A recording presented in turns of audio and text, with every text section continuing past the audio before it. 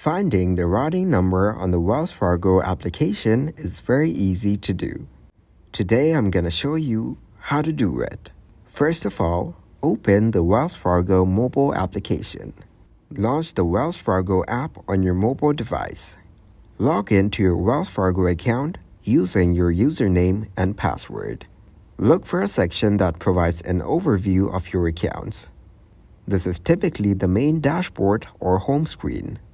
Choose the account for which you need the routing number. Within the account details or settings section, there may be an option to view additional details about the account. Look for an option that provides more information about the selected account.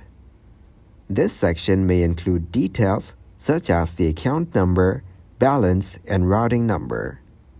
If you are unable to locate the routing number within the app, you can contact Wells Fargo customer support for assistance.